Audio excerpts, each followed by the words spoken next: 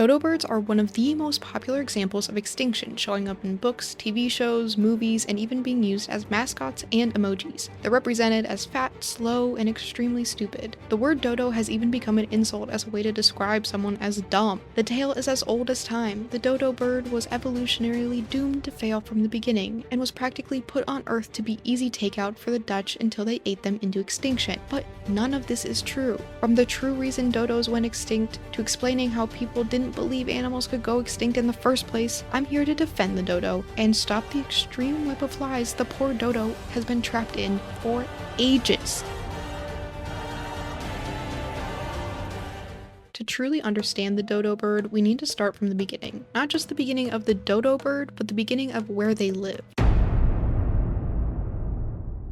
As African tectonic plates began moving around, underwater hotspots caused solidified lava to build up and rise above the sea level around 8 to 10 million years ago, making a few islands, one of them being called Mauritius, the home of the dodo. Not yet, Europe, wait for your cue. Let's not get ahead of ourselves. The Europeans weren't there yet, the dodos weren't there yet, and neither were plants. There was nothing on the island. Plants arrived to the islands via strong ocean currents and winds. There were no herbivores on the island. There were no animals at all, so plant life grew very fast. It didn't take long before the island was covered in grass, fruit, trees, and all the perfect food sources for herbivores. All we needed now was some animals. Nope, not yet, Europe. Silly colonizers, so eager to find and ruin islands in the span of less than a century. Anyways, there was a massive problem relating to getting animals onto the island. It was about 2,000 kilometers away from the mainland, definitely too far for animals to swim. But if you rely on wings instead of legs, it makes it significantly easier. Around 4 million years ago, an ancestor of the pigeon flew from island to island, finally making it to Mauritius. And when they finally made it, boy oh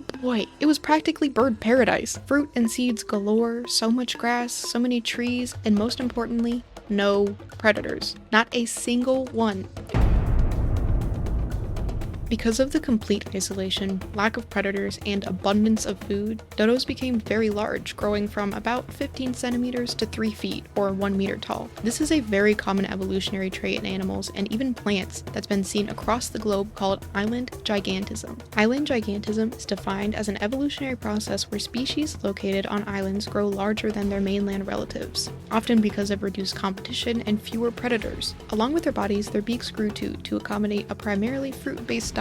But while their bodies and beaks grew, their wings did not, because dodos simply did not have a use for them. Think about it. These birds come across an inhabited island with an abundance of fruit and no predators. They don't need to travel. They don't need to escape. Their wings were useless. So as they evolved, they lost the ability to use their wings. This is a classic example of evolutionary loss, losing the structure or function of a body part because of the lack of need, similar to the human tailbone.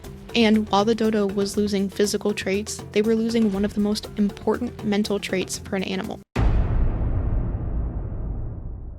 Many animals have what's called a fight or flight response, which refers to the natural instinct to fight back or flee from danger. This is what keeps animals, especially prey, from being oblivious to danger and being able to sense danger in the first place. But over time, the dodo lost this trait, and can you guess why? Because they had no predators. Are you seeing the theme here? This is extreme foreshadowing. They had no need to fight anything except maybe fending off the occasional crab trying to get to the dodo's ground nest.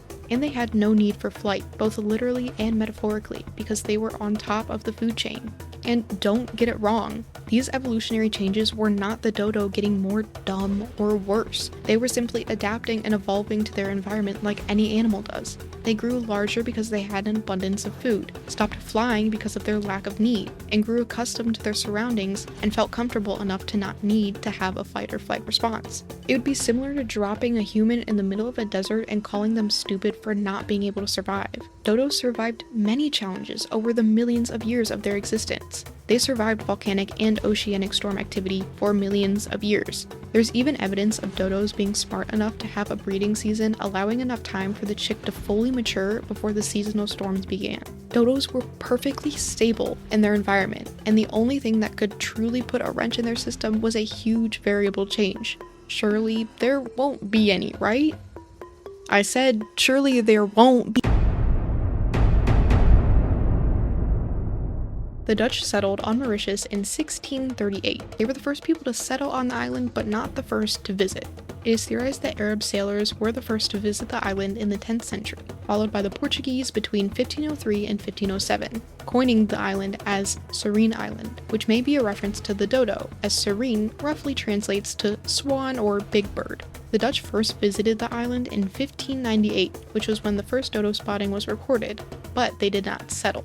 The Dutch wasted no time writing about the dodo, calling them practically every insult in a middle school bully's vocabulary. The first published depiction of the dodo was in 1601. The dodo did quickly become a food source for the settlers because they were easy to catch. Remember, dodos are not used to predators, and they have no fight or flight response. The dodos did not run and they did not fly, therefore all the Dutch had to do was practically go up to the bird and pick them up. Because of this, dodos also became a cool show and tell item. Many dodos were transported out of the island as live specimens, but unfortunately not many survived the trips. At least 2 were recorded to have survived the trip to India, and were possibly live models for a painting of the dodo by Manser, titled, fittingly, Manser Dodo, which is considered one of the most accurate portrayals of the dodo. Although it is important to note that the weight of the dodo may vary in the wild, as this dodo was captive and probably not fed the same as it would have eaten in the wild. Some theories that the dodo may have been less rotund? Sorry, buddy. The Dutch also appreciated the island and its resources so much that they pretty much chopped down every tree in sight, leading to extreme habitat loss for the dodo. All of these reasons did contribute to the extinction of the dodo, but I haven't even talked about the most detrimental variable to the dodo's extinction yet. The worst contribution to the decline of the dodo population wasn't overhunting, using them as nude models, or even using their home as a money printer. It was the animals that the Dutch brought with them. They brought dogs, cats, rats, pigs, and monkeys. I had to look into why in the world they brought monkeys to an island in the first place. They were pets, if you were wondering. But these animals were not even practically, they were an invasive species. The dodos were being eaten by these animals left and right. Not only that, but the rats that unintentionally were brought along, as well as the animals that were intentionally brought along, absolutely ravaged the dodo nest, especially since dodos nested on the ground. So not only were the dodo's current population tanking, but so was the possibility for any maintaining of the population. Dodos were already rare by the 1660s, with sightings being very few between 1638 and 1662. The last confirmed sighting of the dodo was in 1662, with another unconfirmed sighting in 1688.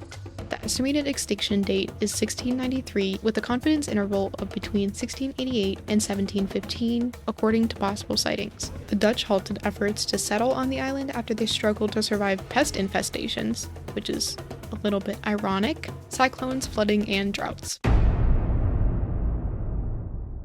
It's hard to believe now, but people didn't really notice that the dodo's population was decreasing, and even if they had, they wouldn't have even known it was extinction. Most, if not all, of the Dutch settlers were Christians, and would have believed that a species could not simply stop existing. They believed that all living beings had a distinct purpose on Earth, and if you got rid of one of those beings, the rest of the chain would crumble. Extinction wasn't theorized till 1796, with findings being published in 1798 when Georges Cuvier noticed distinct differences in fossils compared to modern, at the time, animals. Some people didn't even believe the dodo existed until museums started getting actual physical evidence of the dodo. There are accounts of dried heads, dried feet, skulls, jaws, and even taxidermy dodos. Some of these have become lost to time or didn't exist in the first place, but some, like the dried head, can be found in museums today. For a long time, up until 1860, there were only 4 known incomplete specimens of the dodo, but due to efforts to find more information about the dodo, many subfossils were found in the swamps of southern Mauritius. In 2005, at least 17 more fossils were found. The dodo wasn't dumb,